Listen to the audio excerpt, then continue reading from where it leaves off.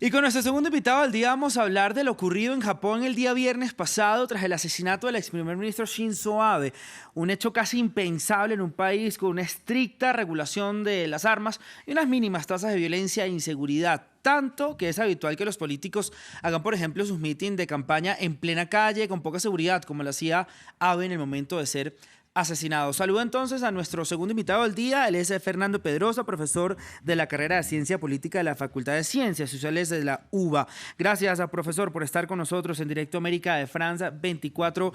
Analicemos entonces, Fernando, el contexto, como ocurrió el viernes este asesinato a plena luz del día del ex primer ministro Shinzo Abe, y le pregunto si esto o un caso similar, digamos, había pasado anteriormente en Japón. Hola Raúl, buen día.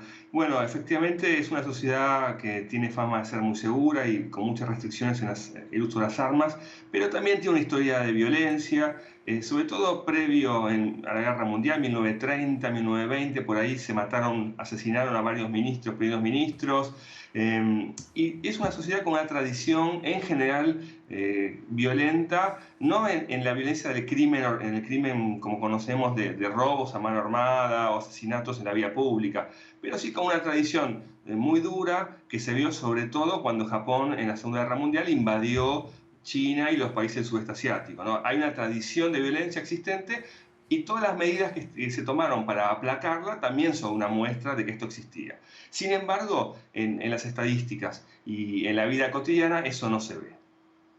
Claro, le quería preguntar también, profesor Fernando, cómo esto, digamos, va a impactar o cómo esto ha tenido repercusiones hasta el momento en la sociedad japonesa, ¿no? Digamos que el asesinato inusual a un ex primer ministro en plena campaña para unas elecciones legislativas.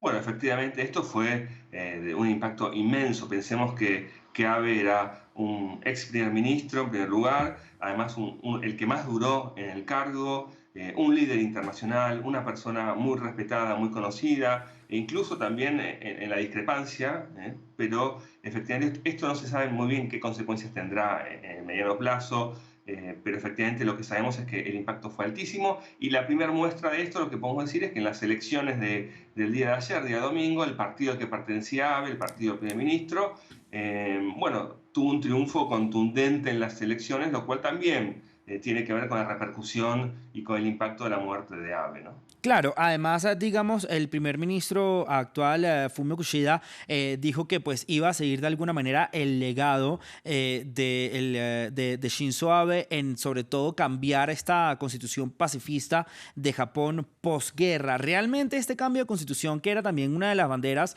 principales del ex primer ministro Abe, se pudiera dar en un corto plazo, Fernando?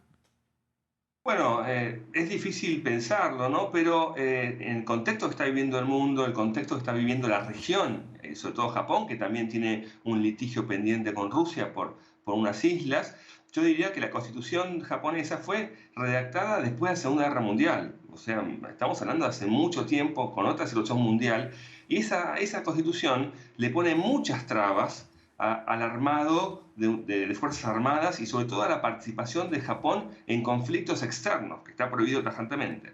Entonces, evidentemente Japón tiene que modernizar, de hecho lo ha venido haciendo informalmente y con algunas enmiendas, pero efectivamente necesita un referéndum constitucional para cambiar la constitución. Hoy está más cerca que ayer. Los resultados de hoy están más cerca que ayer. Quizás la muerte de Abe sea, como dicen los españoles, un revulsivo que permita este cambio y finalmente, de alguna manera, su legado tenga vigencia. Yo creo que eso se va a ver en los próximos meses. No creo que sea algo de cortísimo plazo. Claro, volviendo al caso de Abe y el hecho lamentable, digamos, con este asesinato que vimos el día viernes, pues también, como lo decía en la introducción, estos políticos hacen sus mítines de campaña, digamos, a plena calle, con poca seguridad, como por esa seguridad incluso pues, que brinda la sociedad japonesa o las autoridades japonesas. ¿Esto cambiaría lo que ocurrió el viernes de alguna forma, la forma de hacer campaña o mítines políticos de los japoneses? ¿Como para prevenir un ataque Bueno, futuro? Yo creo que no, que la forma de hacer política, de hacer actos, son también formas que tienen que ver con la tradición, con la cultura de los países. Lo que sí podrá cambiar, me parece, es el nivel de seguridad de de los altos funcionarios del gobierno, de los políticos. A mí me hace acordar un poco también el caso en Suecia. En Suecia pasó también la muerte de primeros ministros o de ministros en la calle en forma sin seguridad, sin ningún tipo de medida. Y bueno, eso luego con el tiempo hizo cambiar la situación. Yo creo que en Japón lo que va a cambiar es darle mayor seguridad a los funcionarios, sobre todo a los que tienen responsabilidades gubernamentales o ex primer ministros, pero no creo que cambie de ninguna manera la expresión política. Claro, Fernando, y tampoco digamos que cambiaría la política armamentista de Japón, digamos, en cuanto a la sociedad civil, estos rigurosos, obviamente, procesos para poder adquirir un arma en Japón no son extremadamente, digamos, difíciles de poder tenerla, pasan por, obviamente, estudios y pues una cantidad de trabas, por así decirlo, para que no cualquiera tenga esta arma. Digamos que lo que pasó fue un hecho aislado, además, porque fue con un arma que construyó esta persona en su misma casa y no precisamente por adquirir un arma, digamos, en una venta de armas. Sí, efectivamente las leyes son rigurosas y además son permanentes, cada poco tiempo hay que renovarlas. Como ejemplo te tiro que cuando se compran balas en Japón hay que llevar el casquillo de las que se usaron, ¿no? Para que no puedas acumular proyectiles. Pero obviamente hoy el arma casera se puede también hacer en la casa, como mostró este asesino, que tenía un montón de armas caseras en su casa. Entonces yo creo que la legislación mostró que funcionaba, mostró que no se pueden tener armas, no creo que se toque ese tema, me parece que eso va a seguir igual.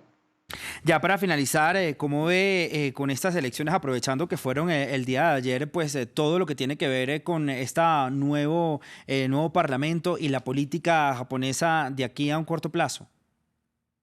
Bueno, lo que se votó ayer es la Cámara, llamémosle la Cámara menos importante, la Cámara de Senadores, la Cámara alta, ¿no? En un sistema como el japonés es lo que llamamos la Cámara de Representantes o Diputados, la más importante. Pero sin embargo fue una elección, digamos, trascendente, fue una elección donde se llevó el 50% de las bancas en juego el partido oficialista, donde quedó reforzado el primer ministro y yo creo que quedó con la posibilidad, haciendo alianzas parlamentarias, de conseguir el verdadero objetivo que se planteó y que planteó Abe, que era la reforma constitucional, y posicionar a Japón en el mundo que viene, en un mundo que se sostiene que va a ser más Sí. difícil, más violento y más complejo.